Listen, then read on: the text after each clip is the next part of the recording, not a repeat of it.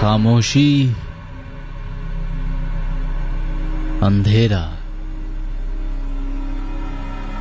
हल्की हल्की सर्दी,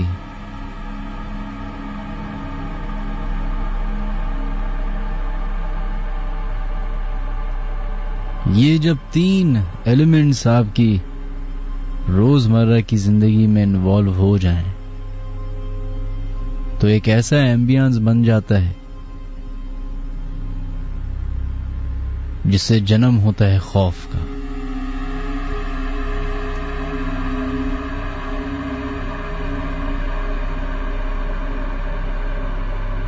इस दुनिया में कई सारे मिरेकल्स हैं।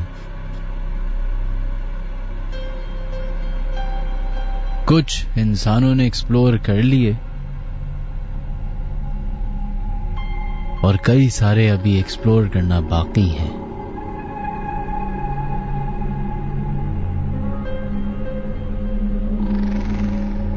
उन्हीं में से एक मिरेकल है जिसके बारे में हम बातें करते हैं अपने शो में।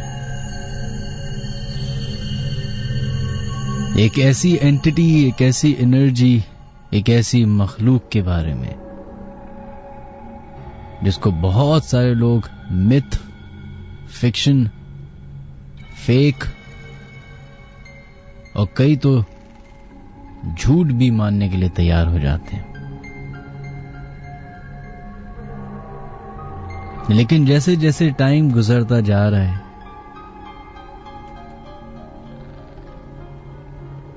वैसे ही पुरानी बातें साइंस की नजर में भी और मजहब की नजर में तो बिल्कुल ही सही साबित होती जा रही हैं। एक जमाना था लोग समझते थे कि दुनिया फ्लैट है। लोग यही समझते रहते थे कि दुनिया फ्लैट है। एक शख्स आया, उसने कहा दुनिया गोल है। लोगों को यह बात इतनी नागवार लगी कि उसको कत्ल कर दिया। कई सालों बाद उसी साइंस, उसी दुनिया के लोगों ने यह एक्सेप्ट किया कि दुनिया गोल है।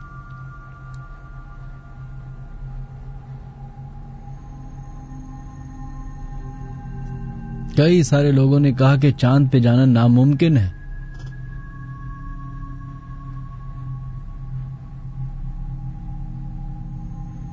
फिर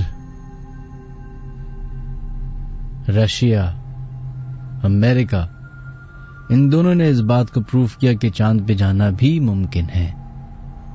लेकिन यही बात 1400 साल पहले हो चुकी।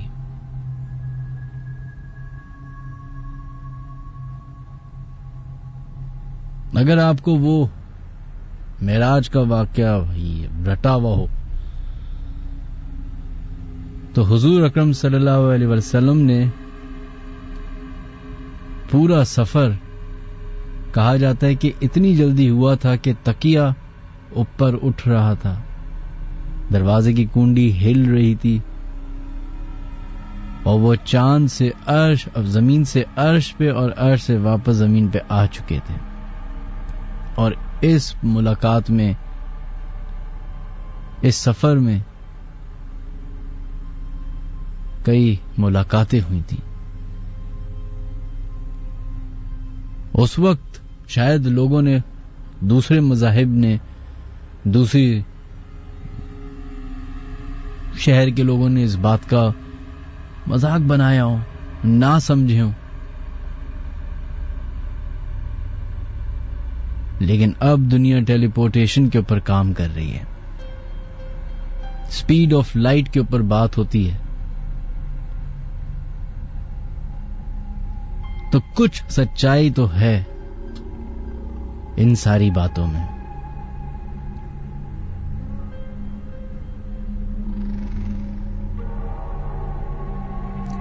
एक जहाज कराची से उड़ता है।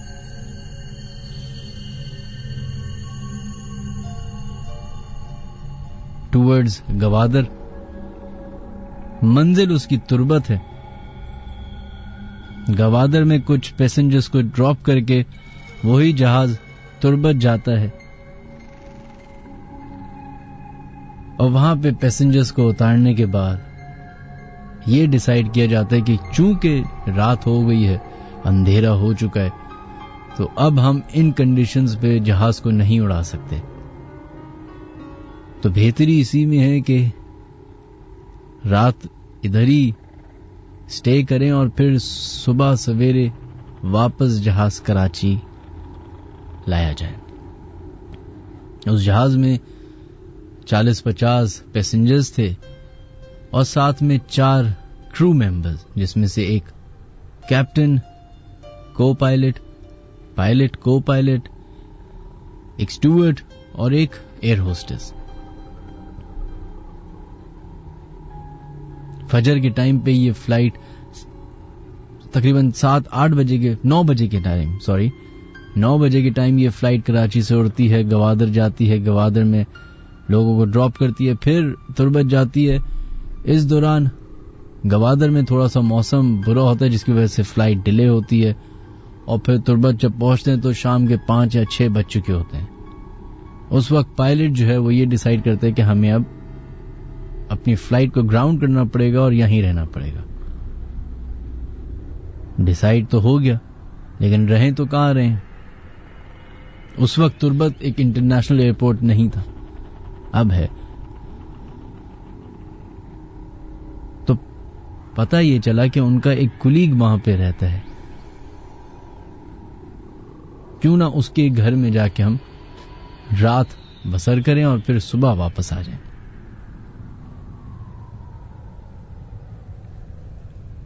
वो कुलीग आता है, उनको पिक करता है एयरपोर्ट से, तुर्बत के एयरपोर्ट से, और उनको अपने घर ले जाते हैं। घर जो है वो एक,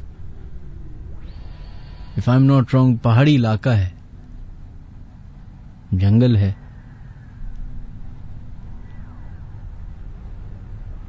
वहां वीरान में एक छोटा सा उसका घर है, 2-3 कमरे हैं।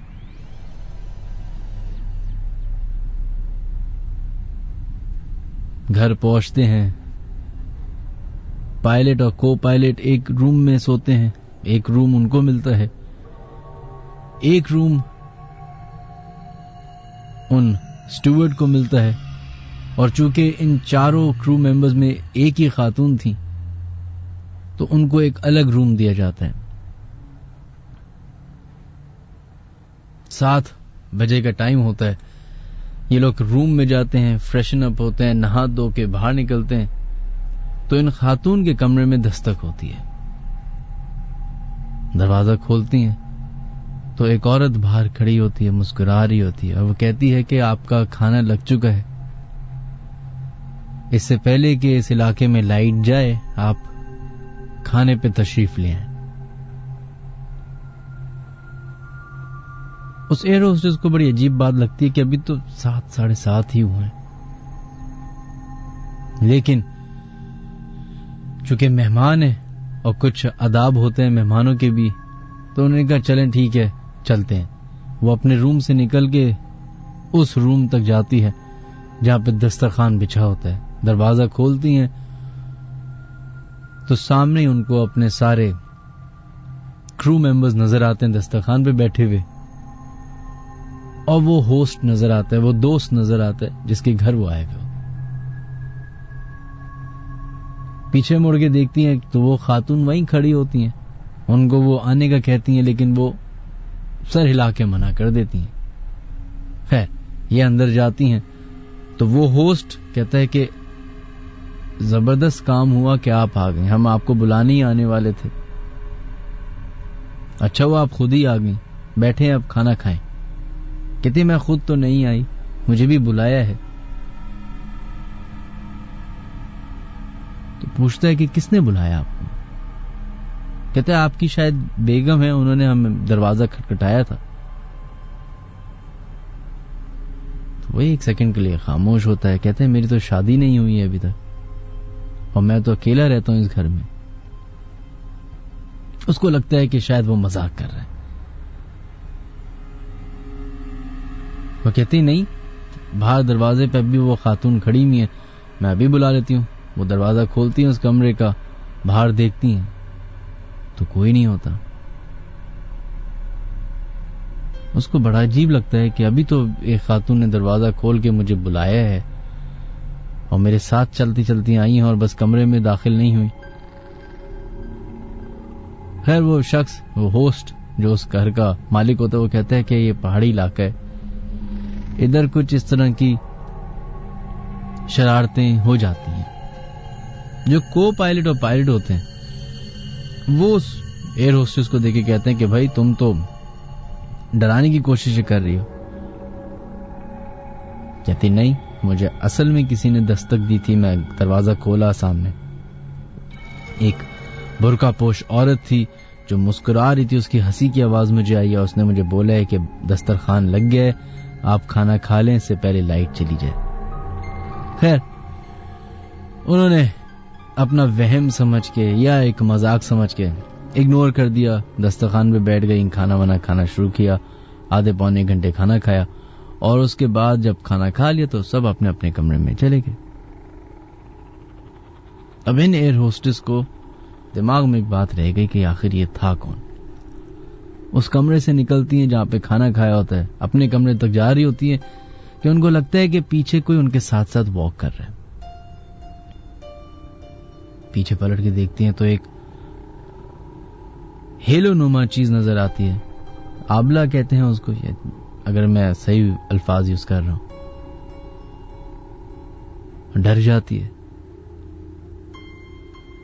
अपने कमरे की तरफ भागती हैं जल्दी जल्दी, दरवाजा खोलने की कोशिश करती तो लॉक होता है, चाबी ढूंढती हैं, लगाने की कोशिश कर ही रही होती हैं कि पीछे पलट के देखती हैं कि वो जो भी चीज है वो तेजी से इनकी तरफ आ रही है। अब चारों तरफ अंधेरा है, सिर्फ कमरों में लाइटें हैं। दरवाजा खोलने की कोशिश करी, दरवाजा खुल नहीं रहा, वो चीज तेजी से इनकी तरफ आ रही है और एक पॉइंट आता है कि आमना सामना हो जाता है। जोर से चीख मारती है, जो सामने चीज होती है वो भी चीख मारती है, तो अंदाजा होता है कि यह आवाज तो जानी पहचानी है। गौर से देखती हैं तो वही मेल स्टूवर्ट होते हैं जो उनके साथ क्रू मेंबर होते हैं जहाज में। तसल्ली मिलती है, डांट भी मारती हैं कि भाई क्या हो गया, बदतमीजी क्या है, ये डराने की कोशिश क्या। कह रहे नहीं, हम आपको टेस्ट कर रहे थे कि आप कितनी बहादुर हैं, आप तो हैं असल में बहादुर, आपको तो डर भी नहीं लगा। खैर ये मजाक छोटा सा करके वो अपने कमरे के अंदर चली जाती हैं, वॉशरूम जाती हैं, वॉशरूम में बैठी होती हैं कि लाइट चली जाती है। इन इलाकों में अक्सर लाइट चली जाया करती है रात में। खैर टटोलते टटोलते वो अपने बिस्तर तक पहुंचती हैं और चूंकि सुबह से निकले हुए होते हैं 6 बजे से, तो आंख लग जाती है। अब शुरुआत होती है उस खौफनाक रात की। कहती हैं कि सोते में मुझे ऐसा फील होता है कि कमरे में कोई मौजूद है। अब अंधेरा है, ये वो टाइम नहीं है जब मोबाइल हुआ करते थे कि मोबाइल की टॉर्च चला के देख लिया। हल्की हल्की सी खिड़कियों से, दरवाजों से, चांद की रोशनी से जो भी आप हिसाब लगा सकते हैं आप लगा लेते हैं। तो कहते हैं मेरे ही बिस्तर के सामने एक चारपाई बिछी हुई थी, तो मुझे ऐसा फील होना शुरू हुआ कि चारपाई जो है जैसे डिसबैलेंस है और कोई उस पर बैठता है तो वो आवाज करती है। कहते मैं उसी अंधेरे में हल्की सी रोशनी को सहारा बना के उधर तक पहुंची और मैंने उस चारपाई पे देखने की कोशिश की कि कहीं शायद कोई कुलीग बदमाशी ना कर रहा, तो वहां कोई नहीं था। कहते मैंने चारपाई को जरा वजन डाल के चेक करने की कोशिश की तो वो भी डिसबैलेंस नहीं थी, बिल्कुल सही थी। कहते हैं कि मैं समझी कि शायद हो सकता है कि हो गया, वापस आके अपने बिस्तर पे लेट गई। कहते भी लेटी ही हूं कि मुझे ऐसा फील हुआ है जैसे मेरे बराबर में कोई लेटा हुआ और गहरी गहरी सांस ले रहा है। कहते अंधेरे में मैंने गौर से देखने की कोशिश की तो मुझे एक साया नजर आया जो कि मेरे ही बराबर में से उठता हुआ गया और उस दरवाजे से आर पार हो गया। कहते उस वक्त मुझे जरा झटका लगा कि आखिर क्या हो रही है। अभी इस ट्रॉमा से निकल ही रही थी कि बाहर जो कमरे का दरवाजा है उस पर नॉक होना शुरू होते हैं। जैसी नॉक होता है उनको लगता है कि शायद वो होस्ट, वो मालिक या कोई क्रू मेंबर आए। कौन है की आवाज लगा के वो दरवाजा खोलती हैं तो कोई नहीं होता। बंद करके दोबारा अपने कमरे में आके अपने बिस्तर पे लेटती है। अभी थोड़ी देर ही हुई होती है बैठे हुए कि उसी चारपाई से दोबारा से ऐसा लगना शुरू होता है कि कोई उस पे उछल रहा हो।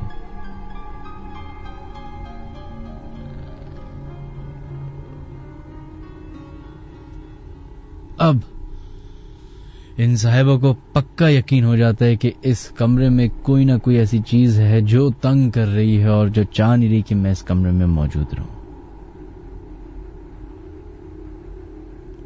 अभी आयतुल कुर्सी और सूरतें पढ़ना शुरू ही की थी कि कमरे के बाथरूम से किसी की गुर्राने की आवाजें आना शुरू हुई। ऐसी आवाजें जैसे कोई अपने नाखून दरवाजे पे घसीट रहा हो या जमीन पे कर रहा हो और गुस्सा दिखा रहा हो अपना। और जैसे जैसे आयत का विर्द बढ़ता जा रहा है वैसे वैसे उस मखलूक का गुस्सा बढ़ता जा रहा है। और एक पॉइंट आया कि दरवाजे पे धड़ धड़ पीटना शुरू कर दिया। कहती हैं कि ये वो रात थी जो कैसे गुजरी मुझे नहीं मालूम। एक कमरे के एक कोने में अंधेरे में बैठी वो औरत सिर्फ अल्लाह के कलाम के सहारे जिंदा रही। और जैसे ही फजर की अजान की पहली आवाज आई है वो औरत दरवाजा खोल के भागती है और उस कमरे में जाती है जहां पे सारे कुलीग्स होते हैं। उनका दरवाजा पीटती है। वो बड़े परेशान उठते हैं, दरवाजा खोलते हैं तो इस एयर होस्टेस को देखते हैं। वो आके इनके रूम में बैठ जाती है। थोड़ी देर के बाद उस घर का मालिक जब नमाज पढ़ने के लिए उठता है तो इनके कमरे में चहलकदमी देख के इनके कमरे की तरफ आता है तो इस एयर होस्टेस को देखता है परेशान हालत में बैठी हुई। पूछता है कि क्या हुआ। फिर वो अपनी वाकया पूरा बताती है कि इस तरीके से हमारे साथ हुआ क्या। जिस पे वो शख्स मुस्कुराता है और कहता है कि मैंने आपको पहले भी कहा था कि ये इन इलाकों में ऐसी चीजें होती रहती हैं। हम तो आदी हैं, शहर से आए हुए लोग कभी कभी परेशान हो जाते हैं, उनको परेशान कर भी देते हैं ये लोग।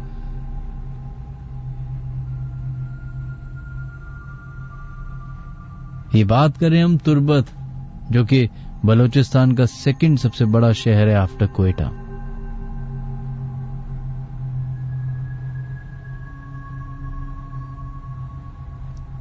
बलोचिस्तान इटसेल्फ एक अनएक्सप्लोर्ड सूबा है हमारा, जिसकी हिस्ट्री पता नहीं 400, 500, 600 साल पुरानी निकलती है। क्या कुछ नहीं जमीन ने, इस सूबे ने देखा होगा। क्या कुछ नहीं इस सूबे में दफन होगा।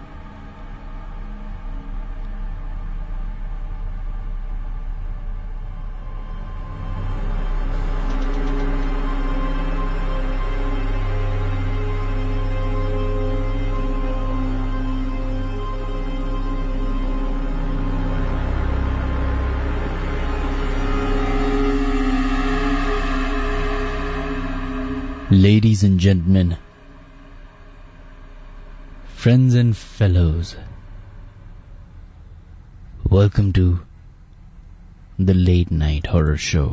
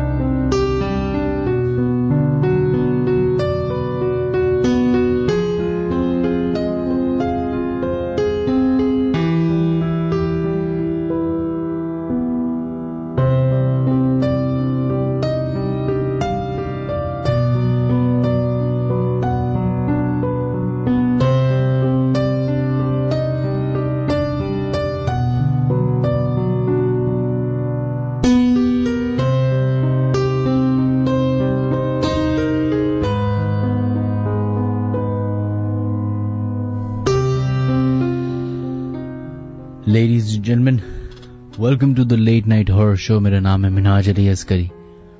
मेरा और आपका साथ तकरीबन 2 बजे तक का है. हमारे शो में शामिल होने के 5-6 तरीके हैं जो मैं आपको जल्दी से बता देता हूँ. सबसे पहले वो तमाम लोग जो हमारा प्रोग्राम सुन रहे हैं अपने SMS हमें भेज सकते हैं. अपने मोबाइल के क्रिएट मैसेज में जाइए, उधर लिखिए KHI स्पेस दीजिए, अपना नाम लिखिए, अपनी हाजिरी के साथ भेज दीजिए अपना SMS 6278 पे. इसके अलावा अगर आप लोग हमें कॉल करना चाहते हैं और अपने साथ हुए वाकयात हमसे शेयर करना चाहते हैं, हाँ आप दुनिया के किसी कोने में भी हों, आप हमें कॉल कर सकते हैं 0213452071 पे. मैं दोबारा से नंबर रिपीट करता हूं 0213452071. इसके अलावा हमें आप ईमेल कर सकते हैं official.minhajaliaskari@gmail.com पे. इसके अलावा आप लोग हमें तमाम सोशल मीडिया प्लेटफॉर्म्स पे फॉलो कर सकते हैं, चाहे वो फेसबुक हो, ट्विटर हो, इंस्टाग्राम हो.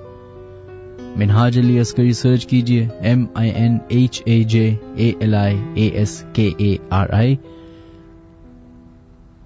हमारे ऑफिशियल पेजेस आपको मिल जाएंगे, उनको ज्वाइन कीजिए, सब्सक्राइब कीजिए. नॉट टू फॉरगेट हमारा ऑफिशियल यूट्यूब चैनल है www.youtube.com/minhajaliaskari. उसको जरूर सब्सक्राइब कीजिए क्योंकि वहां पे हमारी लेटेस्ट एपिसोड्स अपलोड होती हैं और यूट्यूब कंटेंट भी अपलोड होता है. खैर, आज हमारा फेसबुक लाइव भी एक्टिव है, तो बहुत सारे लोग फेसबुक पे हमारा प्रोग्राम सुन रहे हैं. चूंकि हम थोड़ी देर में बंद कर देंगे तो इसलिए उनका नाम पहले शामिल कर लेते हैं.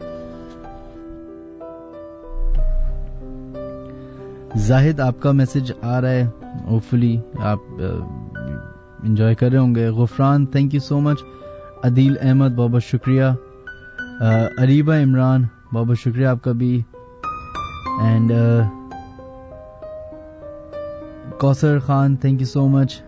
हादिया, आपका भी मैसेज आया है, बहुत बहुत शुक्रिया. Umme Hafza, thank you so much. Syed Fahad Ali, बहुत बहुत शुक्रिया. Adees Ali Khan, thank you. And Mauzam, आपका शो शुरू से सुनता आ रहा हूं, जब से आपने शुरू करा है बहुत अच्छा लगता है, बहुत बहुत शुक्रिया, thank you. Syed Zoheb sahab, thank you so much. Zain Sheikh, thank you so much. Rafay Khan, बहुत बहुत शुक्रिया आपके भी मैसेज का. इसके अलावा वो तमाम लोग जो फेसबुक लाइव पे गालियां दे रहे हैं, प्लीज आप लोगों से रिक्वेस्ट है, बुरा भला कहिए, वो सबकी राय मैटर करती है, लेकिन गाली गलौज देने से तो आपके शऊर, आपकी तालीम का पता चल रहा है, तो प्लीज ख्याल रखिए.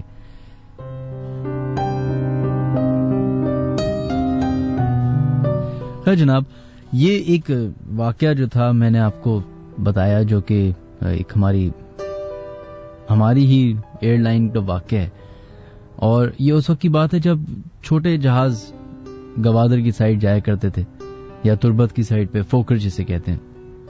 और फोकर इटसेल्फ एक बड़ी खतरनाक सफर होता है अगर आपने किया हो फोकर में. मुझे याद है कि मैं स्कूल के टाइम पे हमें सिटी स्कूल जो है वो मोहनजोदाड़ो लेके गया था फील्ड ट्रिप पे, और वो भी बड़ा इंटरेस्टिंग एक ट्रिप था. लेकिन हम फोकर में गए थे तो वो आवाज और वो जिस तरीके से उसका इंजन चल रहा होता है और वो साइड में पंखे चल रहे होते हैं, इतनी नॉइस होती है कि आपके कान तो वैसे ही नॉर्मली खुल बंद रहे होते हैं, इसमें तो फट जाते हैं. खैर, इसी तरीके से सिर्फ ये पाकिस्तान नहीं है जिसमें इस तरह के वाकयात होते हैं. बहुत सारे लोग मुझसे सवाल करते हैं कि यार सारे वाकयात पाकिस्तान में होते हैं, और वजह उनका सवाल है कि यार नहीं, अगर आप रिसर्च करें तो पूरी दुनिया में इस तरह के वाकयात होते हैं. पूरी दुनिया में हैलोवीन जो है वो एक इवेंट मनाया जाता है.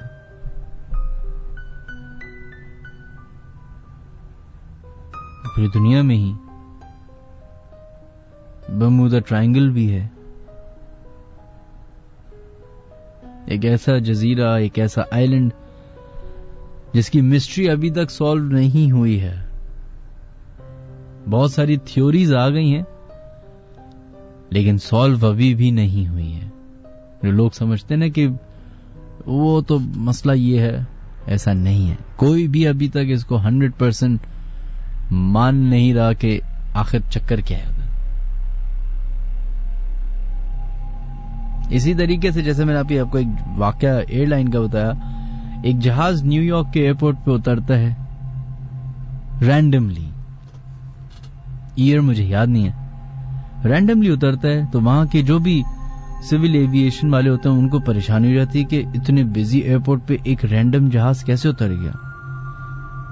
पुलिस फोर्स, फायर फोर्स, जो भी इमरजेंसीज की 911 उनकी है, वो पहुंचती है उस जहाज के करीब, वो लैंड करता है, उसको घेरे में करते हैं और इंतजार करते हैं कि लोग बाहर निकलेंगे। 10-15 मिनट तक कोई एक्टिविटी नहीं होती। जो कंट्रोल टावर है उधर से कांटेक्ट करने की कोशिश की जा रही है, नहीं हो रही। जाके दरवाजा खोला जाता है, देखते हैं जहाज खाली, एक बंदा भी नहीं। लेकिन जैसे ही जहाज के अंदर एंटर होते हैं तो लोगों का सामान रखा होता है, कुछ चीज रखी होती है, कुछ कॉफी रखी होती है जिसमें से धुआं निकल रहा होता है। ऐसा लग रहा होता है कि लोग अभी बैठे हुए थे, शायद किसी ने पेन पेपर पे कुछ लिखा हुआ था तो वो उसकी इंक ड्राई नहीं हुई थी। कंट्रोल टावर से पूछे जाते हैं तो पता चलता है कि ये जहाज 15 साल पहले उड़ा था किसी और शहर से और रास्ते में गायब हो गया था। जैसे मलेशियन एयरवेज आज से 4-5 साल पहले गायब हुई, किसी को नहीं पता वो कहां है, हल्की बुल्की खबर आती है, उसके बाद फिर गायब हो जाती है। 15-20 साल के बाद वो लैंड किया है जहाज विदाउट एनीवन। या अगर आप लोग के पास अभी गूगल है तो जरूर सर्च कीजिएगा। If I am not wrong, New York का एयरपोर्ट था, हो सकता है मैं गलत हूं, शायद कोई और एयरपोर्ट हो, लेकिन अमेरिका के ही शहर में किसी ऐसा जहाज लैंड किया है। तो जब खुदा अपना मिरेकल, अपनी ताकत, अपनी पावर दिखाने की कोशिश दिखाना चाहता है तो वो फिर ऐसे ऐसे तरीके से दिखाते हैं कि आपका दिमाग सोच भी नहीं सकेगा।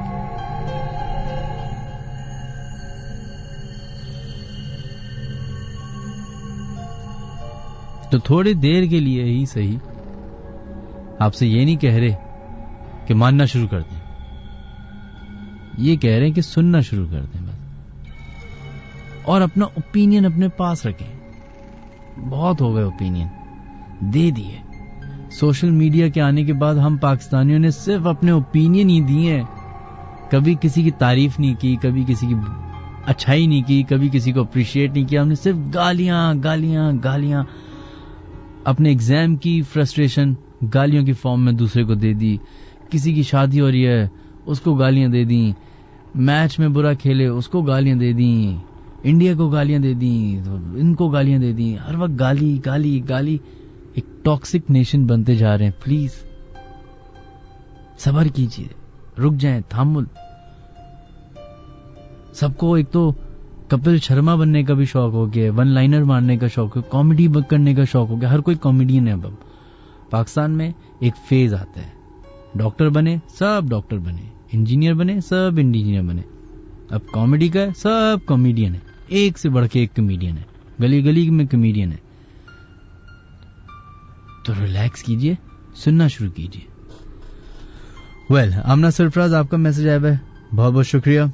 सी again Arsalan Khan, comedy comedy फजूल कॉमेडी, इतनी कॉमेडी करें कि अच्छी भी लगे। अस्सलाम वालेकुम, हम आपको लाहौर में सुनते हैं, आपका प्रोग्राम कमाल है। बहुत बहुत शुक्रिया Hafza, thank you so much. Minhaj भाई क्या हाल है, मेरा ताल्लुक बलोचिस्तान डेरा बुक्ती सुई से है। अरे बहुत बहुत शुक्रिया। हमारी टेलीफोन लाइंस खुल चुकी हैं जनाब, 0213452071। दोबारा से नंबर रिपीट करता हूँ, 0213452071। वो नंबर है जहां पे आप लोग कॉल कर सकते हैं और हमसे बात कर सकते हैं।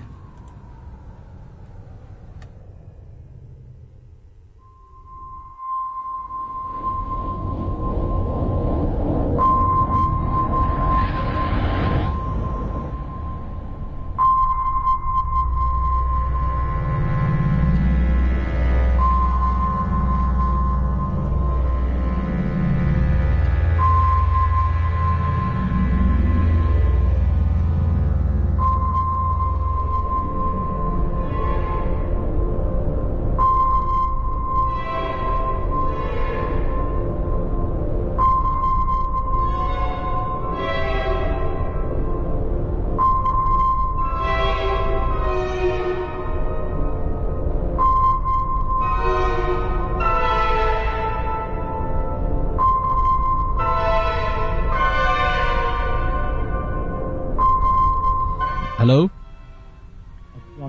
वालेकुम अस्सलाम जनाब, कौन है हमारे से लाइन पे मौजूद? हेलो, खालिद नाम है मेरा, खालिद सादी गार्डन। जी खालिद, कैसे हैं आप? अल्लाह का शुक्र है, सब ठीक ठाक।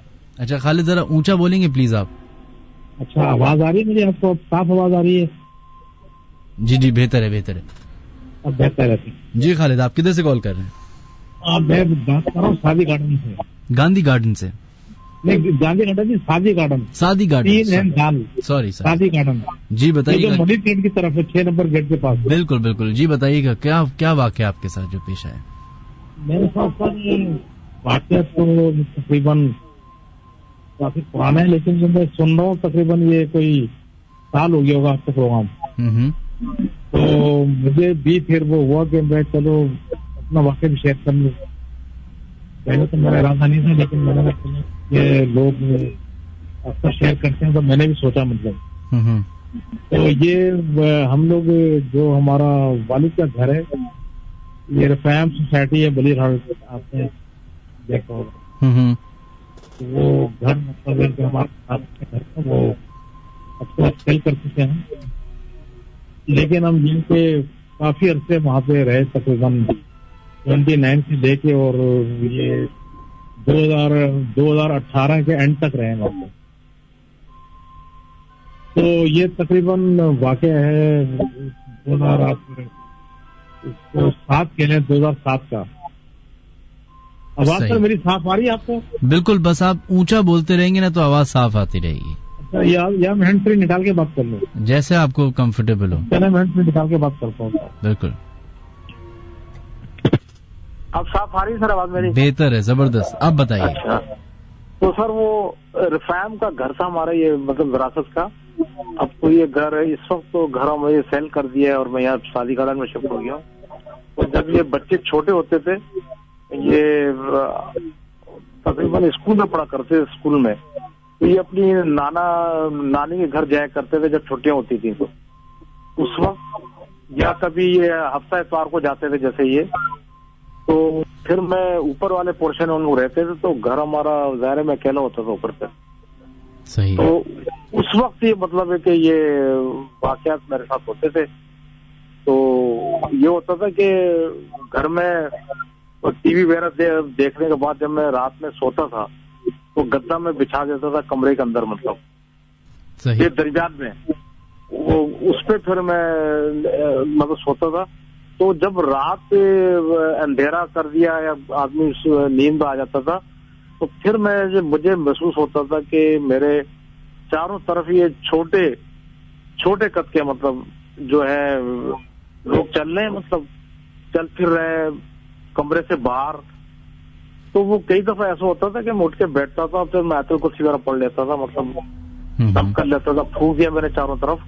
लेकिन वो ऐसा होता था कि उन्होंने कभी मतलब कोई ये नहीं किया कि कोई तंग किया हो, लेकिन वो उसी वक्त होता था जब ये घर खाली होता था, मतलब बच्चे वगैरह घर में बिल्कुल नहीं होते थे। सही।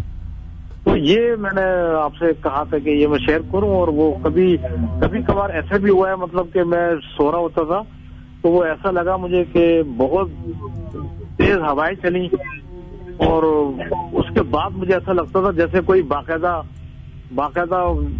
दबा रहा है, प्रेस कर रहा है मतलब। और वो उसमें इतनी शिद्दत होती थी कि फिर मैं आयतुल कुर्सी पढ़ना शुरू करता था। तो उसके बाद मैं कह देता था कि भाई अब ऐसा है कि आप जो कोई भी है, अब बराए मेहरबानी अब ये मतलब बस कर रहे हैं, आप मैं डिस्टर्ब हो रहा हूँ मतलब। तो फिर ये होता था कि उसके बाद वो सिलसिला खत्म हो जाता था। तो बहरहाल वो ये वाकत मैंने फिर वो बाद में आके जिक्र किए थे वाइफ से। सही। तो वाइफ ने कहा था कि एक आलमा रहती है, तो वाइफ ने उनसे वो ये बताया, मतलब तो वो घर पर आई थी तो उन्होंने बताया था कि ये जगह जो है गली, यहाँ पर ये है इस तरह के छोटे कद के लोग, वो है इस तरह के ये मतलब ये, लेकिन ये मसलूक है मतलब। तो बहरहाल तंग नहीं कर रहे, अच्छी बात है, मतलब कभी तंग नहीं किया था उन्होंने। बस ये वाकया था जो मैंने आपसे शेयर किया। बस चलें, बहुत बहुत शुक्रिया आपका। हाँ, बस ये आपको प्रोग्राम बड़ा यूनिक किस्म का मतलब प्रोग्राम है, और इसको अगर संजीदगी से मतलब लिया जाए, क्योंकि ये तो हकीकत है कि हम मानते हैं कि मुस्लिम कुरान में भी जिक्र है, मतलब ये मखलूक है मतलब। और बहरहाल ये है कि इसमें इंसान अगर अपने आप को पाक साफ रखे और उसका गिर्द वगैरह रखे तो फिर अल्लाह ताला बचाता रहता है। चलो, थैंक यू, बहुत शुक्रिया, बहुत शुक्रिया, बहुत अल्लाह शुक्रिया। हाफिज। अल्लाह।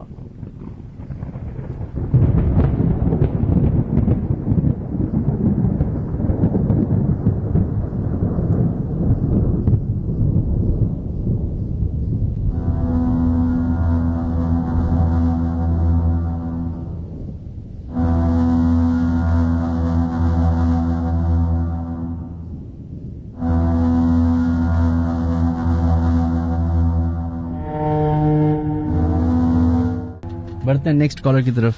हेलो, अस्सलाम वालेकुम। वालेकुम अस्सलाम जनाब, कौन है हमारे से लाइन पे मौजूद? सर मिनाज अली अस्करी बात कर रहे हैं? जी बात कर रहा हूँ, बिल्कुल। जी सर, मेरा नाम कलीम अहमद है। कलीम जी जी, कलीम कैसे हैं आप? अल्हम्दुलिल्लाह, आप सुनाए कैसा है? अल्लाह का शुक्र है जी। आपके साथ कोई वाकया पेश आया आज तक? सर मैंने आपसे एक वाकया शेयर करना था कि एक साहब थे, उन्होंने मेरे ऊपर एक तस्बीह पढ़ी। सही। तो उसके बाद मेरी तबीयत ऐसी हुई कि उस वक्त मैं थोड़ा मतलब सही आदमी भी नहीं था। सही आदमी से बात कि उस वक्त मैंने 2-3 चोरियां करी थी। चोरियां की थी? जी जी। सही। तो जिनकी मैंने चोरी की थी, एक तो मैंने उनके मुंह पे ही बोल दिया कि मैंने सर आपकी ये चीज चोरी की है। और उन्हीं का जो वो था अपना एक उनका जो सर का जो साया था वो मैंने अपने घर के वॉशरूम में देखा। अच्छा, क्या मतलब, मुझे जरा दोबारा से बताएं कि क्या वाकया क्या था, पूरा क्लियरली बताएं। सर क्लियरली वाकया ये था कि मैंने एक अपने दोस्त का सेल चोरी किया था। सेल फोन चोरी किया आपने? जी जी। सही। तो उन्होंने मेरे ऊपर एक ऐसी तस्बीह पड़ी। उनको मैंने एक निजी चैनल में भी देखा है, लेकिन मैं चैनल का नाम नहीं बताऊंगा। आप कहें तो मैं उनका नाम बता दूं आपको? नहीं, छोड़ दे, नाम नहीं बताएं, वैसे ही बता। अच्छा ठीक है। जी जी। तो उन्होंने मेरे ऊपर तस्बीह पड़ी, तो मैंने जिनसे जो चोरी करी थी मैंने उनको बता दिया रोते हुए। अच्छा। तो मेरी तबीयत इतनी खराब हुई कि मैंने फिर वो अपने घर के वॉशरूम में उनका साया देखा और वो एकदम गायब हो गया। उसके बाद भी मुझे 2-3 चीजें ऐसी घर में नजर आई जिससे मैं काफी डिस्टर्ब रहा। सही। जी। और बस यही सोचता था कि ये क्या चीज है तो मुझे नजर आई, लेकिन वो जो साहब थे जिन्होंने मेरे ऊपर तस्बीह पड़ी थी उनके सर का वो साया था। मतलब उनके पास वो जिन्नात थे कोई? नहीं, जिन्नात नहीं, लेकिन उनका हुलिया ऐसा था, वो बिल्कुल साफ सुथरा हुलिया था उनका। लेकिन उनकी गर्दन के नीचे जो है एक वो था, जैसे वो कुहान होता है ना, जैसे काव के होता है, कुब वो निकला हुआ था। और एक सेकंड के लिए तो मेरी तबीयत ऐसे हुई कि मेरा पूरा जिस्म लरज उठा। मतलब कि जैसे, अब मैं आपको क्या बताऊं कि कैसे हुआ था वो। मेरी तबीयत बहुत डिस्टर्ब रही। और ये कितनी पुरानी बात है? सर ये हो गए तकरीबन 18-19 साल हो गए। अच्छा, चले बहुत बहुत शुक्रिया आपका, अपना ख्याल रखिए। Thank you. और प्लीज अब तो नहीं करते ना अब ये इस तरह की? नहीं, अब मैं बहुत अच्छा हो गया हूँ। अब मैं अपने आप को बस इन सब चीजों से बचाता हूँ। जबरदस्त, बहुत बहुत शुक्रिया, थैंक यू। अच्छा सर, आपको प्रोग्राम बहुत अच्छा है सर, माशाल्लाह। थैंक यू सो मच, अपना ख्याल रखिएगा। अल्लाह हाफिज। अल्लाह हाफिज।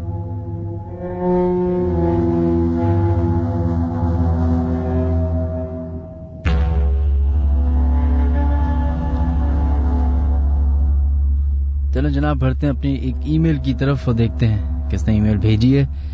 अस्सलाम वालेकुम Minhaj, last week show was great. मैं आपसे अपना एक वाकया शेयर करना चाहता हूं जो कि आज से 2 साल पहले मेरे साथ हुआ। मैं रमजान में सेल्समैन होता था। उस वक्त मलीर लियाकत मार्केट में, ये 2017 रमजान की बात है। मुझे शॉप से लेट हो गया था, बट उस वक्त मेरे साथ 3 दोस्त थे जो कि 2 बाइक्स पर बैठे थे। हम बाहर होटल पर ही सैरी करके घर जा रहे थे कि रास्ते में एक बहुत बड़ी शॉप बंद थी जो कि मेडिकल स्टोर था, मगर वो बंद था क्योंकि रात के 4 बजे का टाइम था। मेरे आगे जो दोस्त बाइक पर था वो उस मेडिकल के बाहर उस औरत को देखकर भाग गया। हम स्लो बाइक चला रहे थे, वो लोग आगे निकल चुके थे। हम दोनों तजस्सुस में आगे के ये उसने आखिर इतनी तेज बाइक अचानक से क्यों चलाई, मगर जब मैंने उस औरत की तरफ देखा तो मैं भी तजस्सुस में आ गया क्योंकि रात के उस पहर आखिर वो औरत नीचे शॉप के बाहर शॉपर में आखिर क्या ढूंढ रही थी जब ज्यादा गौर किया तो देखा कि उसके पैर उल्टे थे और उसका चेहरा नहीं दिख रहा था। वो पूरी ब्लैक थी। मैं तजस्सुस में आ गया था क्योंकि स्टोर के बाहर इतनी लाइट्स जल रही थी कि कोई नॉर्मल इंसान का फेस भी दिख जाता, मगर वो नॉर्मल नहीं थी। इतनी देर में मेरे पीछे मेरा दोस्त बैठा था, उसको डर लगा तो मैंने गली में बाइक डालकर यू टर्न लेना ही मुनासिब समझा।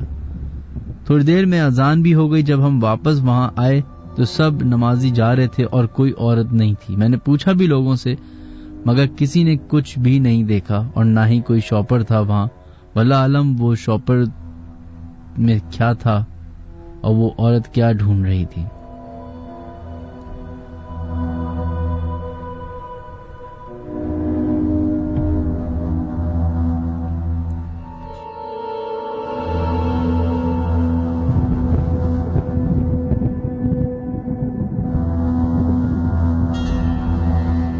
खैर जनाब, बढ़ते हैं अपने नेक्स्ट कॉलर की तरफ और देखते हैं लाइन पे कौन है मौजूद। हेलो, बिस्मिल्लाह करो। मैं नाज अली भाई।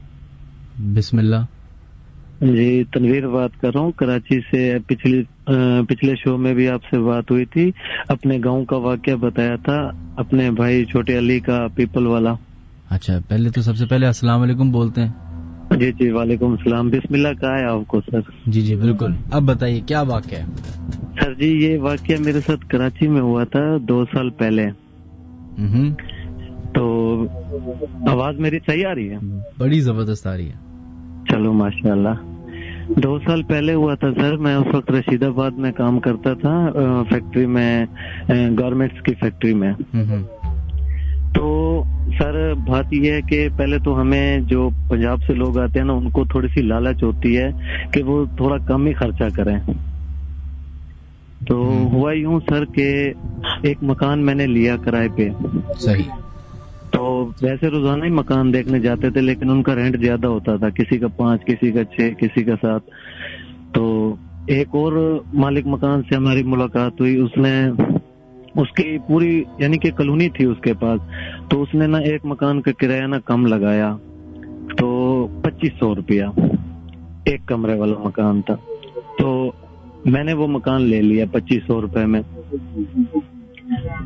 सही। सर मकान ले लिया। उसमें मैं जब शिफ्ट हो गया तो उसकी साफ सुथराई, ये वो सब कुछ क्लीन वगैरह बिछा दी, हर चीज कर दी। उसमें जैसे अपनी जरूरत का तेल साबुन हर चीज रख दी। तो काफी थका हुआ था वहां पे। पहला ही दिन था उस दिन। तो मुझे आदत है सर अगरबत्ती लगाने का, घर में भी लगाता हूँ, कमरे में भी। जब भी कोई जुमे का दिन हो या जुमेरात का, तो घर में सर अगरबत्ती लगाते हैं। लोग इसको नॉर्मल समझते हैं, सोचते हैं ये कब्रिस्तान में लगाते हैं, लेकिन नहीं सर, उसकी खुशबू इतनी प्यारी होती है, मैं वैसे ही लगा लेता हूँ घर कमरे में, या वैसे ही मुझे अच्छी लगती है उसकी खुशबू जिस दिन मुझे छुट्टी होती है। सही। तो मैंने अगरबत्ती भी लगाई और मैंने सही, उस वक्त गर्मियां थी, तो मैं लेट गया वहीं पे। ऐसे नीचे चटाई बिछी हुई थी, उस पे ऐसे कंबल था, तकिया था, और लेट गया ना। जैसे मैं लेटा ना, मेरी आंख नहीं लगी थी अभी कि मुझे ना जैसे कोई लड़की चलती है ना, किसी की पायल की आवाज आती है। सही। वैसे पायल की आवाज आ रही थी सर, ऐसे बिल्कुल साफ सुनाई दे रही थी। मैं यकदम से उठा, मैंने देखा साथ मेरे कोई भी नहीं है कमरे में। मैं दरवाजा खोल के बाहर की तरफ गया, हवेली में देखा, सहन में, और बाहर गली में भी देखा, कोई नजर नहीं आया। मैंने वापस आके ना लेट गया। फिर थोड़ी देर बाद सर जी ऐसा हुआ कि चूड़ियों की इतनी मध्यम आवाज, इतनी प्यारी चूड़ियों की आवाज आ रही थी कि जैसे इंसान को एक कोई जैसे अभी मकनातीस को लोहे को मकनातीस खींचता है ना, ऐसी सर खिंची चली जा रही, दिल में उतरती जा रही थी सर।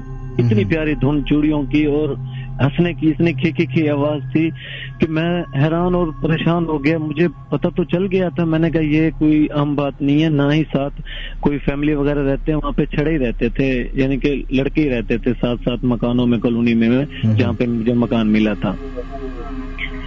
तो मैं समझ तो गया, तो मैंने फिर उसी वक्त फौरन उठा। मैंने उसी वक्त मैंने कहा आप जो कोई भी हैं, मैंने आपको कुछ नहीं बिगाड़ा है, मैं भी अल्लाह ताला का बंदा हूँ, आप भी अल्लाह की मखलूक है।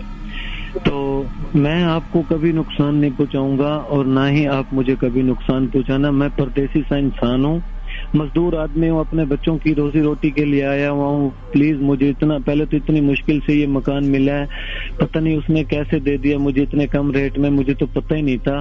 अब के साथ वाले मकान का किराया 5,000 था, 6,000 था, वो जो सेंट्रल में था उसका 2,500 था, जिसमें मुझे दिया उसने। सही। तो मैंने यही उसको कहा कि मैंने कहा आप जो भी हैं अल्लाह के मखलूक हैं, मैं आपसे ज्यादा बहस नहीं करना चाहता, मुझे सिर्फ इतना योग कर दें कि मुझे यहाँ पे रहने की इजाजत दे दें और ना मुझे कभी तंग करें प्लीज। मैं बच्चों की रोजी करने के लिए आया हूँ। और आप यकीन करें, मैंने आज भाई 3 महीने मैं वहाँ रहा। 3 महीने के बाद मैं छुट्टी पे गया हूँ, मुझे वहाँ पे कोई किस्म की तकलीफ, कोई बंदिश नहीं हुई। और जब मैं शाम को रात को सो के दोबारा सुबह जाने लगा तो मालिक मकान मुझे रास्ते में खड़े होके पूछने लगे कि तनवीर भाई कोई मसला तो नहीं है मकान में, पानी सही आ रहा है, गैस सही आ रही है? मैंने कहा हर चीज सही आ रही है अंकल, बहुत मजे का मकान है। तो वो हैरान हो गया और हंसने लग गया, कहता सही है बेटा सही है, नमाज पढ़ते हो? मैंने कहा माशाल्लाह नमाज भी पढ़ते हैं, कुरान भी पढ़ते हैं, रोजे भी रखते हैं, इंसान है, मुसलमान है, सब कुछ करते हैं अंकल, आपकी बड़ी मेहरबानी, आपने कम रेट पे दिया। और जब मैं उसे पहले के पहले किराया देता था वो 2500 रुपए में से भी 500 कम लेते थे। और ये था किधर आपका? जब मैं छुट्टी पे गया वापस आया तो फिर मैं दूसरी जगह पे काम करने चला गया। तो अब भी जब मैं वहाँ दोस्तों या रिश्तेदारों को या कजन वगैरह वहीं पे काम करते हैं वहीं मिलने जाता हूँ तो उसी गली से जब गुजरता हूँ सर वही आवाज सुनता हूँ, दिल में वही यानी कि ख्याल आ जाता है कि यहाँ पे ऐसी आवाज थी, अब पता नहीं है कि नहीं है, ये अल्लाह ताला की जात जानती है। लेकिन मेरे साथ सर ये वाकया हुआ था आपके कराची शहर में। नहीं, लेकिन ये हुआ किधर था, कौन से इलाके में? रशीदाबाद सर, शेर शाह के आगे रशीदाबाद नहीं, मिले वगैरह है सर। मैक्सन फैक्ट्री है तो उसके साथ ही क्वार्टर्स हैं लैन के इस तरफ। और इसके अलावा भी कुछ लोगों के साथ भी हुआ या सिर्फ आप ही के साथ हुआ? नहीं सर, औरों से मुझे नहीं पता कि वहाँ पे कौन कौन पहले रहा या नहीं रहा, या फिर उस मालिक मकान से कोई होगा तो उसको मैंने नहीं पूछा, लेकिन मुझे उसने कम रेट में दिया और मैं 3 महीने आराम से गुजारा सर उसमें। तो आपने कोई वैसे फिजिकली किसी चीज को देखा था या सिर्फ आवाजें ही सुनी थी? नहीं सर, आवाजें सुनी थी, किसी को नहीं देखा था। तो हो सकता है वो बाहर से आवाजें आ रही हो, मोहल्ले की बच्चों की आवाजें। साथ छड़े रह रहे थे सर, ये साथ वाले क्वार्टर में भी लड़के रह रहे थे, इधर भी लड़के रह रहे थे। तो वो टीवी देख रहे हो, वही शरारतें कर रहे हो आपके साथ शायद? नहीं सर, ये कमरा इतना यानी कि वो अंदर की तरफ था कि वहाँ से इतना वो हो नहीं सकता था, और इतनी शरारतें सर वहाँ पे कौन करता। मुझे लग रहा है आप ऐसे जिस तरह की आप शख्सियत है ना, आपके साथ लोग शरारत करते होंगे। नहीं सर, कोई मसला नहीं है, ऐसी कोई बात नहीं है। ये 2 साल पहले की बात है, मेरे साथ हुआ था। लेकिन अभी मैं सुराबकोट में काम करता हूँ और माशाल्लाह मेरे पास बिल्कुल नॉर्मल हूँ, बिल्कुल फिट हूँ, और मुझे इन चीजों से कभी डर ही नहीं लगता। क्योंकि आप तो सर ये बात कर रहे हैं ना कि कराची शहर की, कराची शहर तो एक मामूली बात है। आप हमारे गांव में आए, वहाँ पे ये जो शहरी लोग हैं ये जाएंगे नहीं, कहेंगे हम डर जाएंगे। वहाँ पे इतने यानी कि वो है खजूर के दरख्त हैं, आम हैं, बगीचे हैं, लेकिन रात को गन्ने होते हैं, कमांद होता है, वो जंतर होता है। लेकिन नॉर्मल रात को 2 बजे हो या 3 बजे, मैं वैसे ही घर जाता हूँ ना तो यहाँ से ना 3 बजे वाली गाड़ी पे बैठ के जाता हूँ ताकि मैं रात को 2 बजे वहाँ पे उतर सकूँ। और 2 बजे रात को उतर के गांव की तरफ अपने जैसे जाता हूँ ना, हर चीज मुझे इतनी खुशहाल नजर आती है, मुझे आज तक कभी किसी से डर नहीं लगा सर। अच्छा, लेकिन आप अभी सुराबकोट पे रहते हैं? जी, अभी कराची में काम करता हूँ। वहाँ तो कोई भी नहीं, वहाँ तो जिन भी नहीं जाते। कहाँ पे? सुराबकोट। नहीं सर, जाते होंगे लेकिन मुझे तो कभी नहीं नजर आया, मैं ऐसे कैसे कह सकता हूँ। थैंक यू सो मच, अपना ख्याल रखिएगा। बड़ी मेहरबानी, अल्लाह पाक खुश रखे आपको।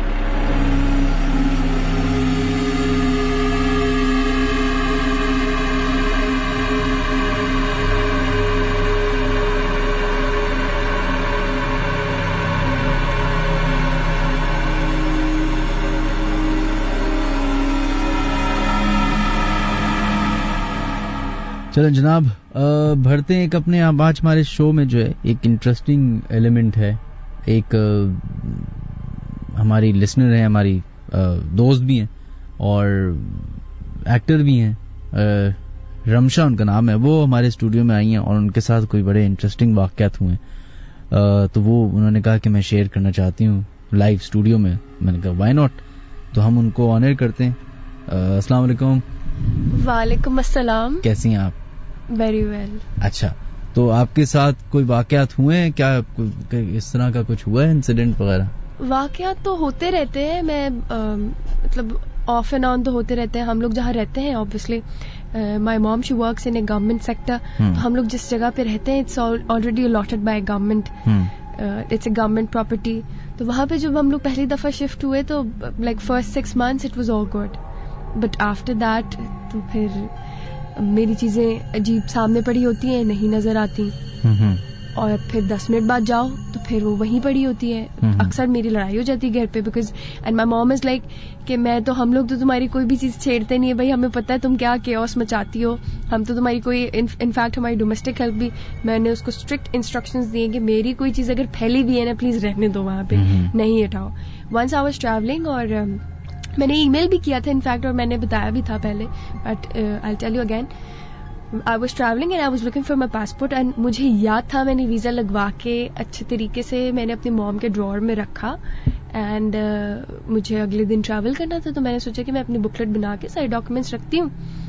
मैंने अब ड्रॉर खोला है तो मिला ही नहीं passport and I panicked. I was like यार मैंने कल तो यहाँ रखा है, इतने मतलब 10-12 दिन का गैप आया होगा बट आई रिमेम्बर्ड एग्जैक्टली कि मैंने यहाँ रखा है और यहाँ इसके नीचे रखा है. मुझे मिला ही नहीं वो. मैं परेशान हो गई, मैंने 10-12 दफा चीजें उल्टा के देख लिया, ड्रॉर पूरा ऊपर से नीचे कर दिया, नहीं मिला. मेरी अम्मा कहती है तुमने शायद ना रखा. मैंने कहा आपके सामने रखा था, आपको याद नहीं है? इसलिए कहा मुझे याद तो है बट क्या पता, जाके अपने ड्रॉर में देखो. मैंने अपने ड्रॉर में देखा, फिर there is no trace about it. फिर उतने में जब मैं पूरा घर ढूंढ रही हूँ, मेरी अम्मा भी देख रही ना अपने दराज में कि कहीं शायद उधर कोने में घुसा हुआ हो, बट नहीं मिला. तो I was like I lost my faith. I was like यार अब मैं कैसे ट्रैवल करूँ? I have my tickets and I don't have my passport on me. And then थोड़ी देर बाद आई वाज लाइक यार एक दफा फिर से देखते हैं. एंड देन जब मैंने जाके दराज खोला है तो वो वहीं एग्जैक्टली उसी जगह पे पड़ा हुआ था जहां मैंने रखा था. एंड मैंने अम्मा को कहा कि ये कहाँ से आई? कहती है अभी तो नहीं था ये, मैंने तो देखा है तुम्हारे सामने, मैंने 3 दफा दराज देखा है. मैंने कहा मैंने 5-6 दफा खुद देखा है. इस तरह की ऑफ एंड ऑन चीजें होती हैं और मैं तो उस तरह के because I am a very anxious person, तो मुझे मीठे की बहुत क्रेविंग होती है. मैं मीठा बहुत खाती हूँ. Every time I have something on me मीठा. इट कैन बी एनी मिठाई, it can be brownies, it can be any Sunday. गाजर, अब मौसम ऐसा है तो मैं गाजर का हलवा बहुत खाती हूँ. रात को मैं ला के रखती हूँ. जब भी whenever हम लोग का तो आपको पता है कि लेट ट्रैवलिंग करते हैं, लेट आते हैं घर, तो मैं अपने साथ लेके जाती हूँ, रात को रखती हूँ. थोड़ी देर बाद 1-2 घंटे बाद चलते फिरते देखती हूँ तो हलवा ही नहीं है या मेरी कोई चीज नहीं है. तो माई मॉम इज लाइक कि तुम्हारे साथ ही किसी को प्रॉब्लम है, तुम्हारी चीजें गायब होती हैं और मेरे अलावा कोई मीठा घर में खाता नहीं है. और किसी और के साथ नहीं होते वाकयात? उनके साथ भी ऑफ एंड ऑन होते हैं लेकिन वो लोग इतना नोटिस नहीं करते because you know our work nature. हम लोग बिजी होते तो बहुत बिजी होते, नहीं होते तो फ्री होते हैं. तो मेरे अलावा मतलब मैं ही घर में सबसे ज्यादा टाइम स्पेंड करती हूँ, अगर करती हूँ तो. बाकी सबके school, colleges, my mom she is working and बाकी सब ऑक्यूपाइड होते हैं, तो they are too occupied to notice anything. उसके अलावा मैं बहुत सारी चीजें नोटिस करती हूँ. एक दफा मेरी बहन के साथ हुआ, जब हम लोग नए नए शिफ्ट हुए थे यहाँ पे, तो 6-8 महीने बाद मुझे ऐसा लगता था मेरे कान में आके ना कोई मेरा नाम लेता है रमशा. आई एम लाइक नहीं आई एम इमेजिनिंग थिंग्स. ऐसी बकवास है, कौन करता है? कुछ होते 6 महीने या 8 महीने पहले शायद मेरी बहन मुझे कहती है आप ही पता नहीं, मुझे ऐसा लगता है कि ना रात को सोते सोते एकदम कोई मेरे कान में आके मेरा नाम बोल गया. मैंने कहा हाँ तुम्हारे साथ भी होता है ना. Thank God I am not imaginating anything और I am not imagining anything. खुद नहीं बना रही. तो I was like okay thank God it's not just me. और अभी भी आप उसी घर में रहती हैं? हाँ, we are moving out next month probably. We are moving to a bigger place. अब let's see, I hope it's fine because it has been. यहाँ पे कितने साल रहे आप लोग? 5 साल. 5 years. Yes. And it's an everyday activity. I'm looking for something. मेरी चीज होती है, नहीं होती, फिर देखती हूँ, फिर वही होती है. लेकिन कभी ऐसा नहीं हुआ कि कोई फिजिकल एंटिटी या कुछ नजर आया, कोई प्रॉपर मतलब एक होता है ना विजिबिलिटी हो? विजिबिलिटी तो ये तो मैं इसको कह सकता हूँ कि शायद आंखों का धोखा है कि आप. हाँ, मेरे साथ भी होता है कि मैं चीज ढूंढ रहा हूँ तो नहीं मिल रही होती और फिर अचानक से वहीं से मिल जाती है. वो तो है, बट ऐसा होता है कि ना कभी कभी रात में तो नहीं, बट दिन में मुझे इस तरह होता है जब मैं अकेली होती हूँ तो ऐसा लगता है कि जैसे साया गुजरा ना किसी का, जबकि घर में मैं अकेली होती हूँ. सबसे ज्यादा टाइम मैं गुजारती हूँ घर में. दिन में तो इंसान को डर भी नहीं लगता. और मैंने तो अपनी my mom was on training और मैं और मेरी बहनें अकेले रहे काफी महीने, तब हम लोगों को ऐसा नहीं लगता था.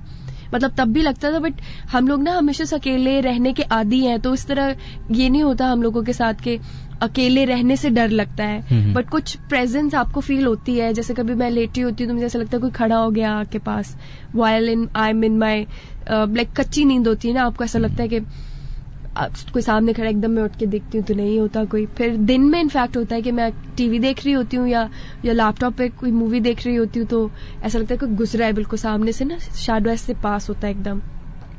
और वो हम लोग के टिपिकल वो गवर्नमेंट के घर नहीं होते हैं जो जिनके वो पास हो रही होती है, उस तरह बॉक्सेस बने हुए होते, तो सनलाइट रेजेस पास होती है, तो बाकायदा आपको शैडो नजर आता है उसके साथ।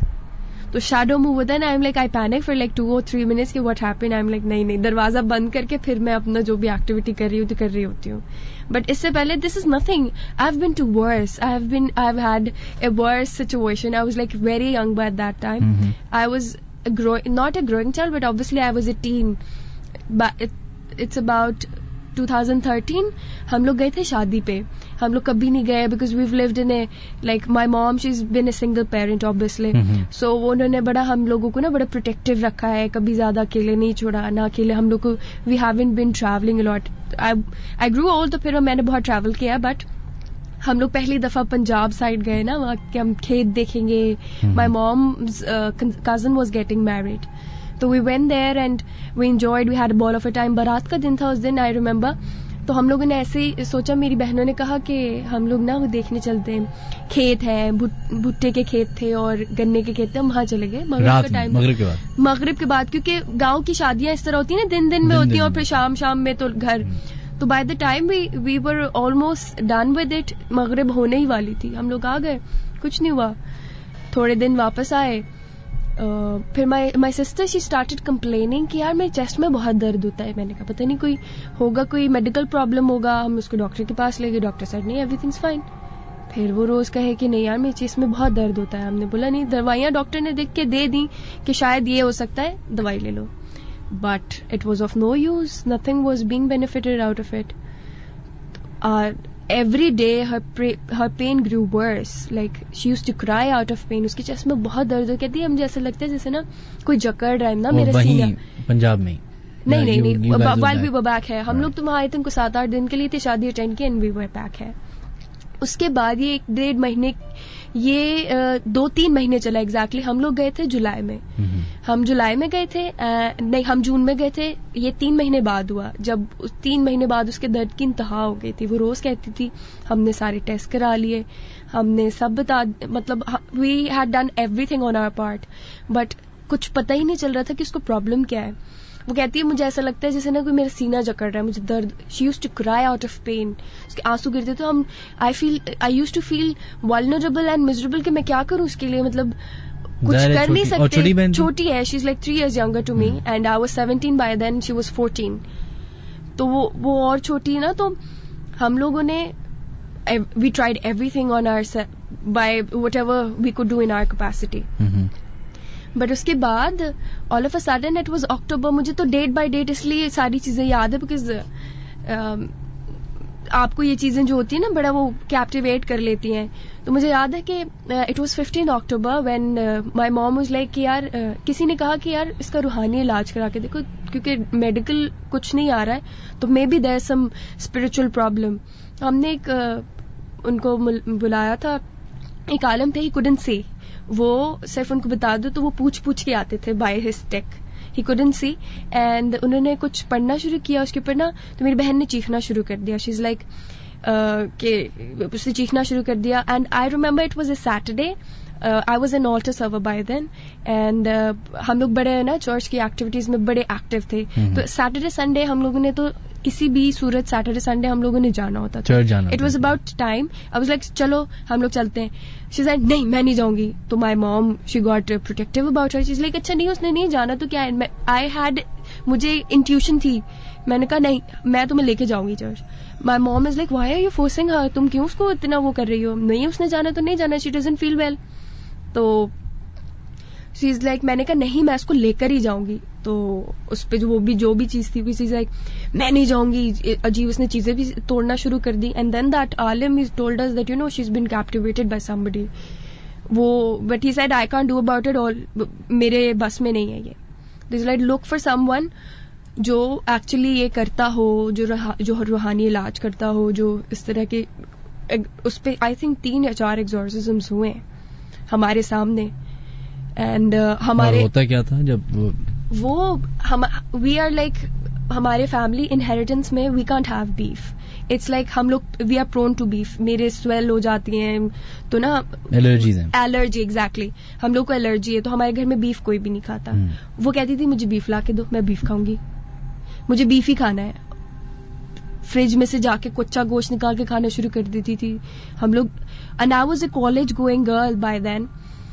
तो मैं तो अपना कॉलेज नहीं जा सकती थी because my mom she is a working lady obviously. तो I had to look after things at home.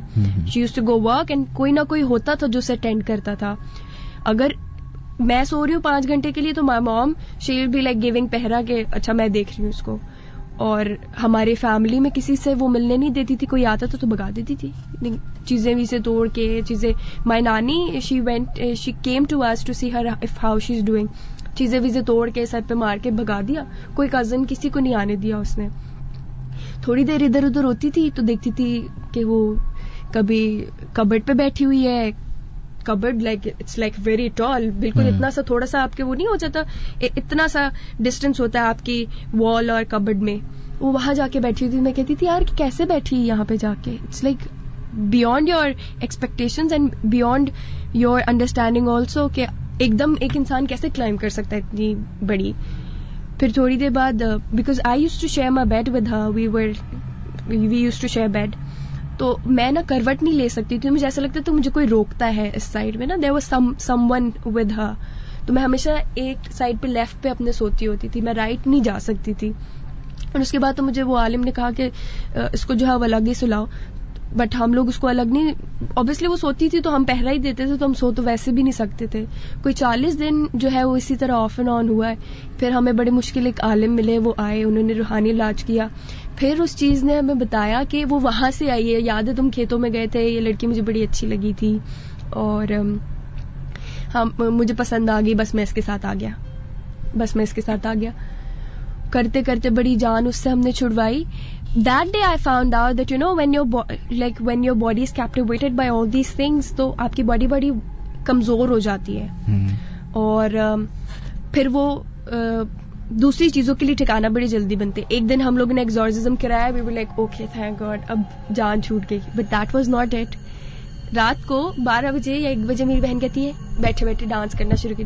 मैं आ गई. मैंने कहा कौन आ गई. लाइक मैं आ गई. मैंने कहा कौन आ गई. मैं आ गई. मैं यहाँ से गुजर रही थी तो मैं आ गई. मैंने कहा है ये क्या. My heart just like skipped a beat. हम लाइक अभी इतने दिन हमने परेशानी गुजारी है, ये I don't want it all over again. मैं सुबह की तैयारी कर चुकी थी कि यार finally I am going to college tomorrow. All these days I have missed my college so much course. And सुबह मैं परेशान. माई मॉम इज लाइक नहीं कुछ नहीं है.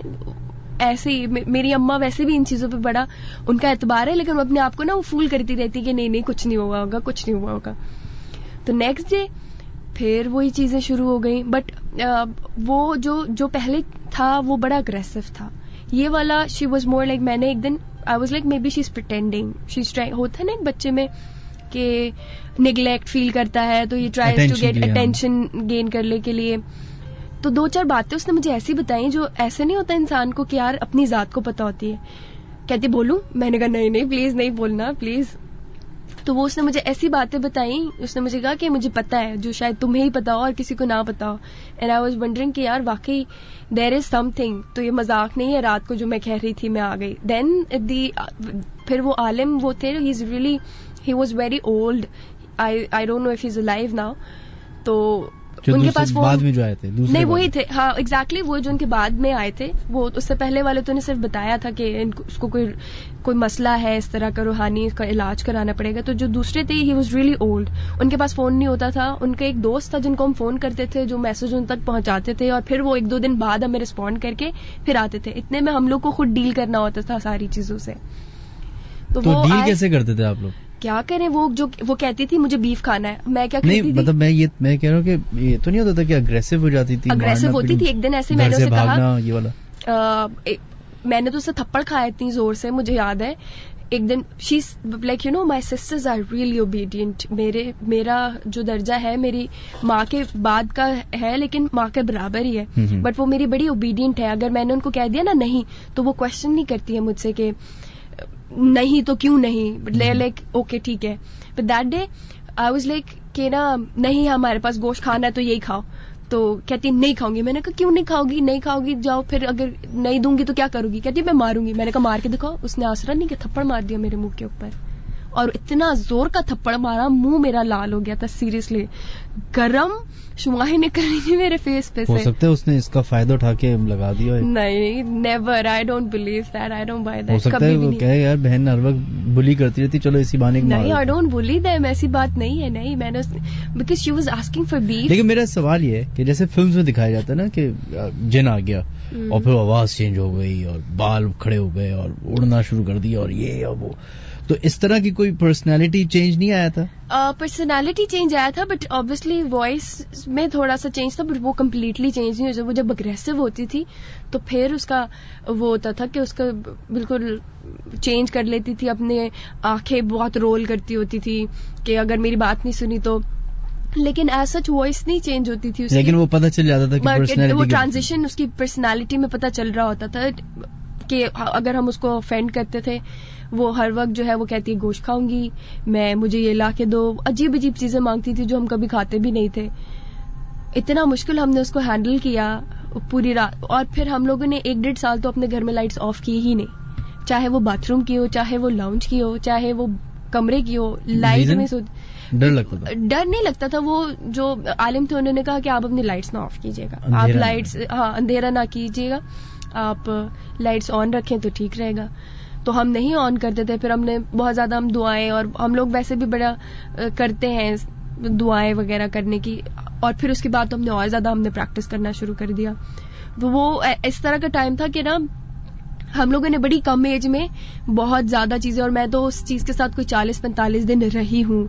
अब तो ये And you were sharing your room? Exactly, I was sharing in fact my room and everything, my clothes. तो उन्होंने आलिम ने कहा कि आप जो कपड़े पहनते प्लीज उसको ना दीजिएगा. बहुत सारी चीजों के फिर हम लोगों को एहतियात भी करने को कहा था. काफी टाइम तक हम लोगों ने की. और वो इस तरह की चीजें बोलती होती थी ना, जो शील टेल योर सीक्रेट्स विद, कुछ होते हैं ना इंसान के अपने जाती होते हैं जो आप किसी को नहीं बताते हैं. वो मुझे उस तरह की उसने बातें बोली है. ना मुझे यार अपना मुंह बंद रखो प्लीज, इधर किसी को नहीं बोलना. और देन आई फाउंड आउट कि शी इज नॉट लाइंग. मतलब कुछ she is not pretending, she is not trying to seek attention. अब शी इज फाइन. अब she is fine. She doesn't remember anything and हम उस बारे में बात भी नहीं करते अब. I hope she is not listening. मैं अपनी बहन को बोल के आई थी कि प्लीज उसको मत सुनाना. Bye the time she is always sleeping, तो देयर इज नो पॉसिबिलिटी कि वो सुन भी रही हो. तो उसको उसको याद कुछ नहीं. उसको कुछ नहीं याद. ना हमने डिस्कस किया उसके बाद, क्योंकि आलिम ने हमें कहा कि आप डिस्कस ना कीजिएगा. और वाकई वैसे भी डिस्कस करने वाली बात नहीं है. It's like haunting memories. तो हम बात नहीं करते हैं, और उसने भी कभी बात नहीं की, तो she doesn't even remember anything. Thank you so much अमशा.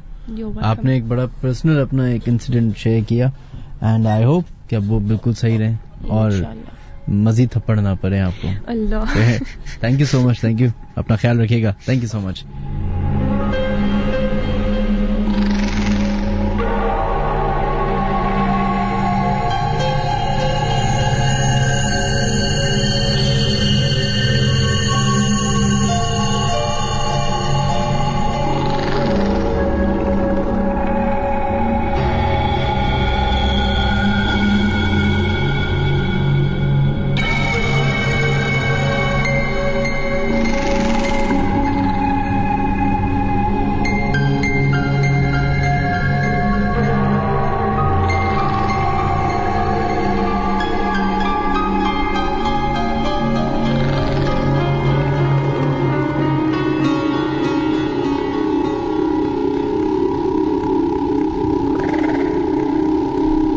चलो जनाब बढ़ते हैं अपने नेक्स्ट ईमेल की तरफ, जो कि हमें भेजी है हुमा बाबर ने.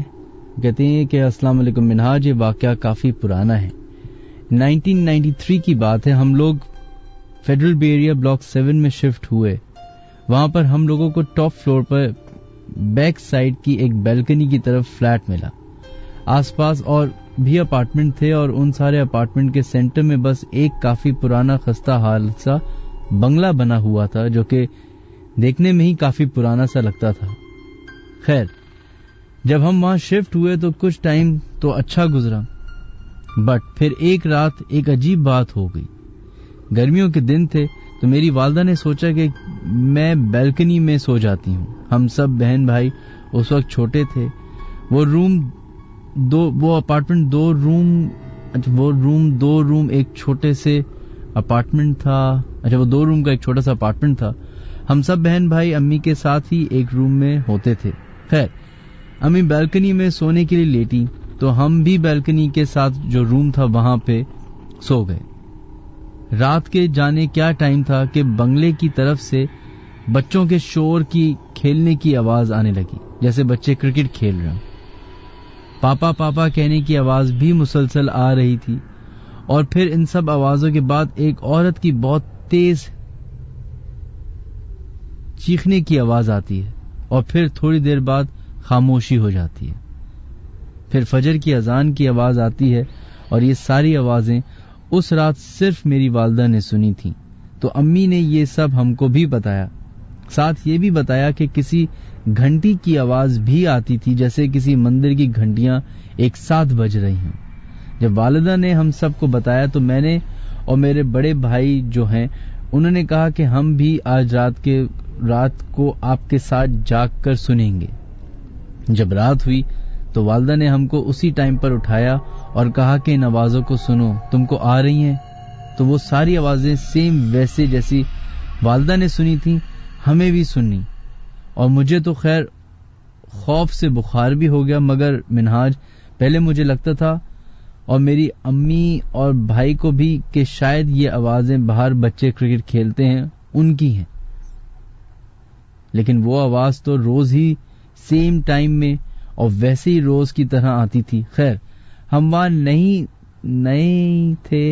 नए थे तो किसी से कोई खास बातचीत भी नहीं थी और हमने इस बात को इग्नोर करना ही बेहतर समझा। फिर उस बंगले को गिरा दिया ताकि उसकी जगह एक अपार्टमेंट बने, और ये सब हमारी आंखों देखी ही बात है। वहां उन्होंने जो भी सदका किया वो जमीन में सेकंड्स में जज्ब हो जाता। खैर, वो अपार्टमेंट बन गया था, मगर उसके बाद भी वहां काफी वाकयात हुए जो मेरे अपने साथ हुए, जो कि मैं आपके साथ जरूर शेयर करूंगी। राइट,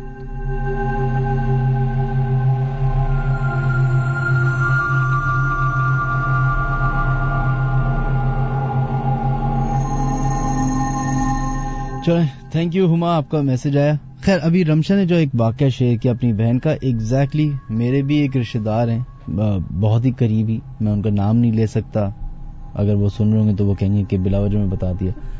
तो उनके साथ एग्जैक्टली उनके अजीब मसले थे। एक टिपिकल मसला था कि शादी नहीं होती थी, तो उम्र बढ़ती जा रही थी और बाकी सारे कजन्स की शादी होती जा रही थी, उनकी नहीं हो रही थी।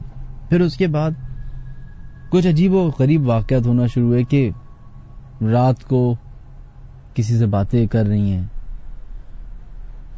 खाली कमरा है लेकिन किसी से गुफ्तगू हो रही है, होश में नहीं रहती।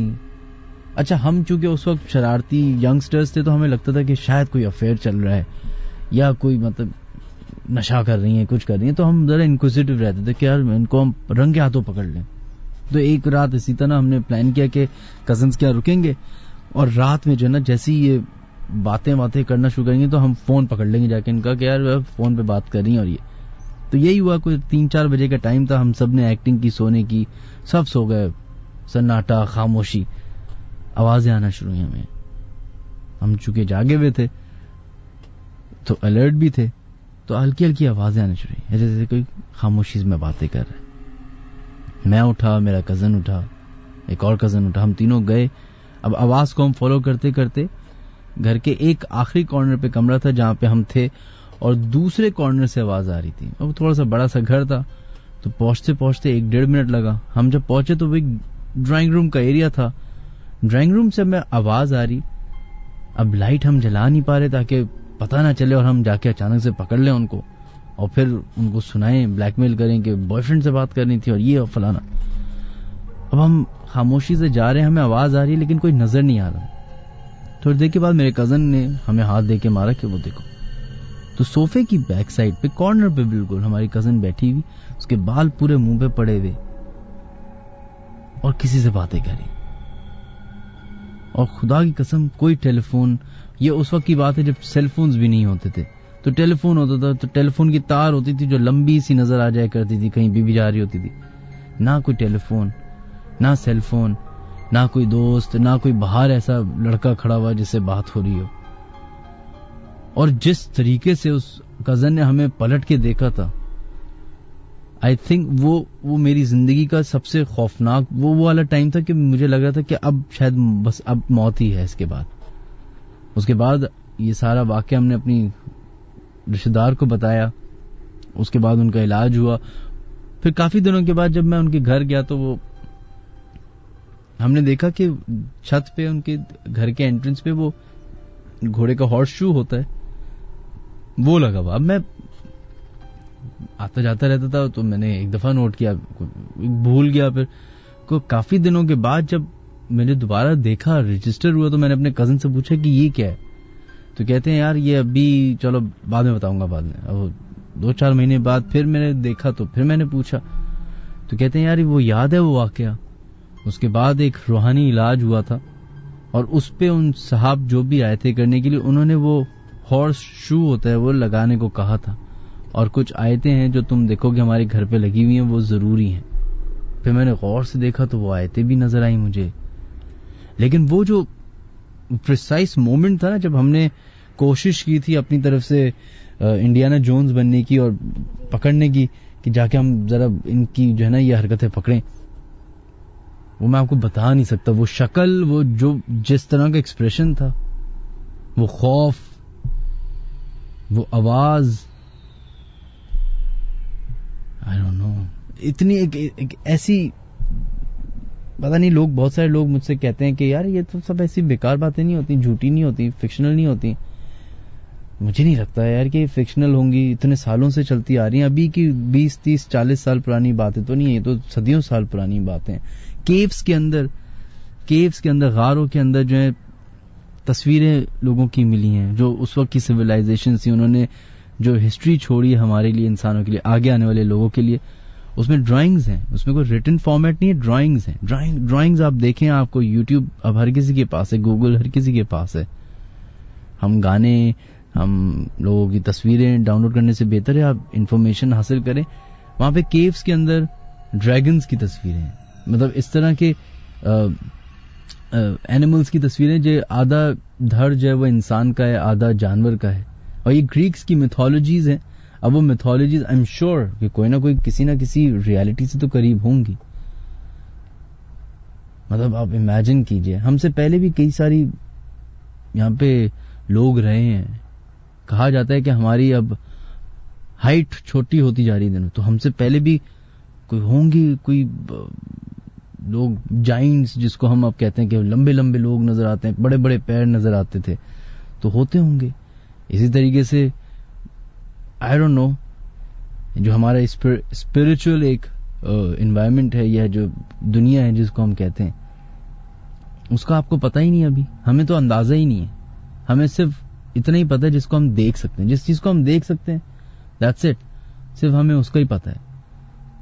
तमाम जहान, मतलब हमें लगता है कि हम ही एक हैं जो इस पूरी यूनिवर्स में दंदनाते फिरते हैं। हम नहीं, हमसे भी और भी कई सारी चीजें मौजूद हैं। अभी अमेरिका के सेनेट में इस साल में भी एक डिबेट हुई है कि यूएफओस के बारे में, एरिया 51 के बारे में पब्लिक के साथ डिस्क्लोज किया जाए कि वहां आखिर होता क्या है। अभी भी रिसेंटली है, कुछ 6 महीने 8 महीने पुरानी बात है, जिसमें डोनाल्ड ट्रंप साहब ने जो है थोड़ा सा एज यूजुअल जो उनका वो है तरीका बोलने का, हाँ हम बताएंगे, अरे ये फलाना। लेकिन ऐसे कुछ सीक्रेट्स हैं जो नहीं बताए बातें, जो आपके साथ शेयर नहीं किए जाते। Well, it's 1:40 ladies and gentleman. अगर आप लोग हमें कॉल करना चाहते हैं तो कॉल कर सकते हैं 02134520 791। या फिर अगर आप लोग हमें SMS करना चाहते हैं तो 6278 पे अपना SMS भेज सकते हैं KHI टाइप करने के बाद. Don't forget to subscribe our YouTube channel www.youtube.com/minhaj-ali-askari.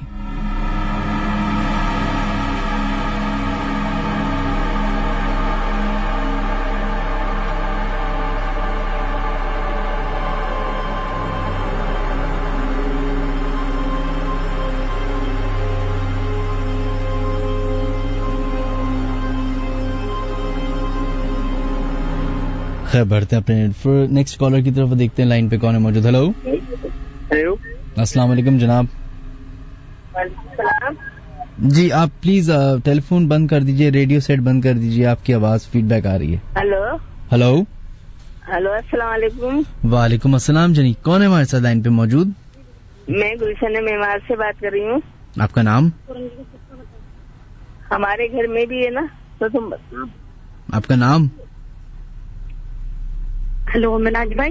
जी वालेकुम. असल में हाँ, हमारा हम छोटे थे. नहीं आपका नाम क्या था? छोटे थे तो छोड़ दें, नाम क्या है पहले नाम तो बता दें. मैं बिनेश बात कर रही हूँ. बिनेश. जी बिनेश बताइए. ये हम गुलशन मेहमान में रहते हैं. पहले हम रहते थे गोरंगी 2 नंबर पे ना, वहाँ पे हमारा अपना घर था. सही. तो ये होगी 18 साल ऐसी पुरानी बात है. हम लोग छोटे थे. तो ऐसा हुआ कि हम और सारे बहन भाई साइकिल चलाकर और घूम फिर कर आए. आकर हम घर पे सो गए. लेकिन हमारे साथ ऐसा हुआ कि हमारा लॉन्च था, के अंदर अम्मी और 3 भाई और 2 बहनें उधर सो रहे थे और हम सब छोटे छोटे थे. वालिद साहब हमारे गए हुए थे और ना हम लोग सब सो रहे थे. इतनी अचानक से कोई ऐसी स्पीड में चीज आई है और उसमें यकीन कीजिए छोटे थे हम लोग, उसमें पीछे से कमीजें भी फट गई, हाथों में चूड़ियां भी टूट गई, एक दूसरों के जिस्म में नाखूनों के निशान भी, यहाँ तक कि खून भी निकला. और हम इतने डर गए थे, काफी टाइम तक हम बहुत डरे.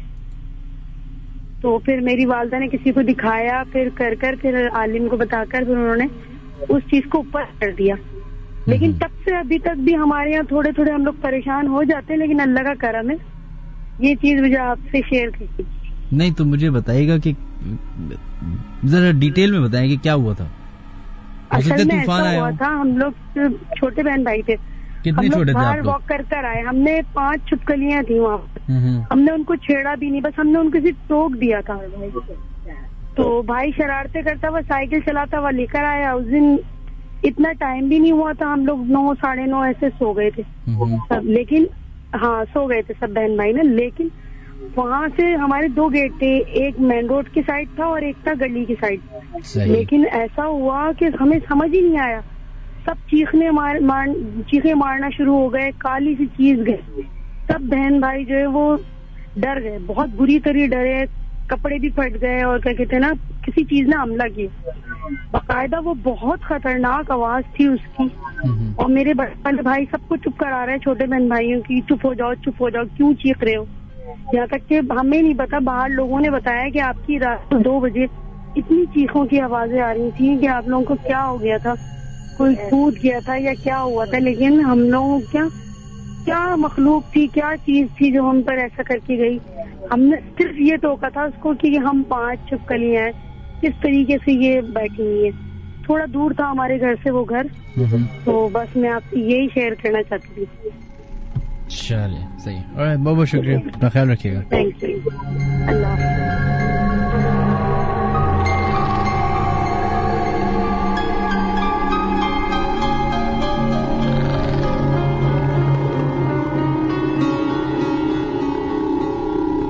चलिए जनाब, आप लोग हमें कॉल कर सकते हैं 0213-4520791. लास्ट कॉलर की तरफ बढ़ते हैं और देखते हैं लाइन पे कौन है मौजूद. हेलो. अस्सलाम वालेकुम. वालेकुम अस्सलाम जनाब, कौन है हमारे से लाइन पे मौजूद? हेलो. ऑलराइट, देखते हैं सेकंड लाइन पे कौन है मौजूद. इस पे भी कोई नहीं है. ऑलराइट, चलें जनाब, हमारी टेलीफोन लाइंस तो अब बंद हो गई हैं.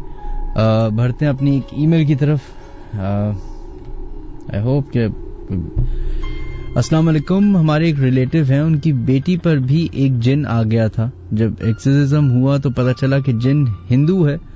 उस लड़की के सिंदूर खुद लग जाता था, हैंड्स पे कट्स के निशान होते थे। काफी टाइम तक उनका इलाज हुआ। Now she is fine. उनकी पिक्स भी हैं, मैंने देखी हैं। तो उन्होंने एक्सोर्सिज्म के बाद उनके सिंदूर लगा होता था और टंग बाहर जैसे हिंदू रिलीजन में उनके किसी भगवान की होती वैसे हो जाया करती थी। अच्छा, अनीका खान की ये ईमेल थी। अगर आपके पास तस्वीर आप भेजिए मुझे, वरना ये सारी बातें मैं मनगढ़ंत मानूंगा, क्योंकि ये सारी बातें फर्जी हो सकती हैं। आप किसी मजहब को पॉइंट आउट करके ये बात कर रही हैं, तो काइंडली अगर हो सके तो तस्वीरें भेजें, फिर ही इस बात की कोई वैल्यू बनेगी। वेल, बढ़ते हैं एक और ईमेल की तरफ, जो कि ईमेल अच्छा सही है रेडी। अस्सलाम वालेकुम Minhaj, I am Mrs Ali Raza. पहले भी काफी वाकयात शेयर कर चुकी हूँ। खैर, ये वाकया जो मैं आपको बता रही हूँ ये मेरी मरहूम ताया के साथ पेश आया था। 10-11 साल पहले की बात है। मेरे ताया मेरे दूसरे ताया के घर से आ रहे थे। अब्बास टाउन का एरिया था। मेरे ताया लेट नाइट अपने भाई के घर से निकले थे। रात के तकरीबन 2:30 या 3 का वक्त था। अभी वो अपार्टमेंट से निकल के थोड़ा आगे ही आए थे, तो ठंड की वजह से रोड पर काफी सन्नाटा था। खैर, वो हल्के हल्के बाइक चलाकर मेन रोड की साइड पर जब आए तो वहां भी काफी अंधेरा था। उन्होंने अपनी बाइक की हेडलाइट्स की रोशनी से देखा कि सामने पुल के नीचे एक बच्चा खड़ा है और लिफ्ट मांग रहा है। मेरे ताया ने सोचा कि लिफ्ट मांगने वाला बच्चा होगा शायद, क्योंकि अक्सर पुल के पास ऐसे बच्चे बैठे होते हैं। वो उसको लिफ्ट देने की नीयत से रुके तो उन्होंने देखा कि जिसको वो बच्चा समझ रहे थे वो एक बोना सा आदमी था। उसकी अजीब सी शक्ल थी, बाल खड़े खड़े, आंखें काफी बड़ी और दांत नोकीले और लंबे लंबे थे। जैसे ही मेरे ताया ने उसको गौर से देखा तो उन्होंने फौरन बाइक तेजी से आगे बढ़ा दी। थोड़ा आगे जाकर उनकी बाइक बंद हो चुकी हुई। जब उन्होंने दुआएं पढ़ते पढ़ते बाइक स्टार्ट की और पीछे देखा तो वो आदमी भागते हुए आते आते मेरे ताया के सामने आकर ब्लैक कलर के धुआं बनकर गायब हो गया। मेरे ताया, जो कि मुस्तकिल दुआओं का व्यर्थ कर रहे थे, इसी वजह से वो जो भी था कुछ कर नहीं पाया। उसका चेहरा इतना खौफनाक था कि उसको देखकर उनके उस तेज सर्दी में भी पसीने छूट गए थे।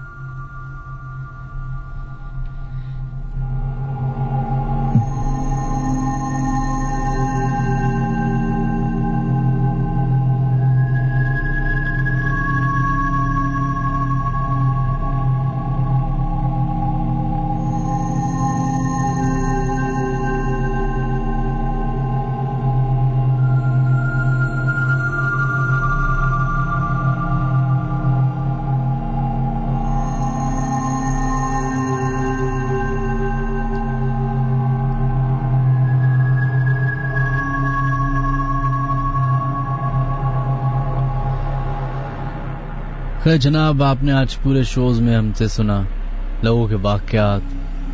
किसी ने अपनी बहन का वाकया बताया, किसी ने अपने ताया का बताया, किसी ने अपने कजिन का बताया, किसी ने अपना खुद का वाकया बताया।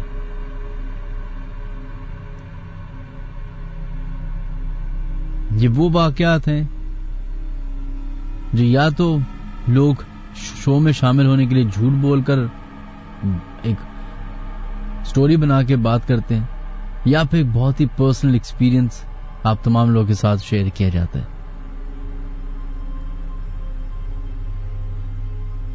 कहते हैं कि जिस दुनिया में हम हैं, जितनी हमारी आबादी इंसानों की, उससे 7 या 8 गुना ज्यादा आबादी इनकी है। कहते तो ये भी हैं कि जब इनके बारे में बात होती है तो ये करीब आ जाते हैं सुनने के लिए कि आखिर इनके बारे में कौन क्या बात कर रहे हैं। हो सकता है कि अभी आप कमरे में अकेले हों, अकेले ड्राइव कर रहे हों, अकेले दफ्तर में हों, लाइट बंद करके हमारा शो सुन रहे हो।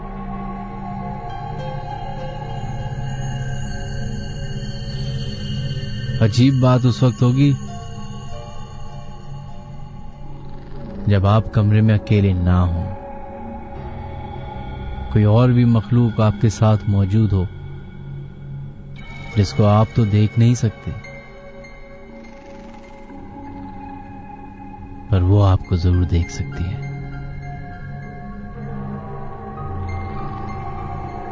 अपना ख्याल रखिएगा।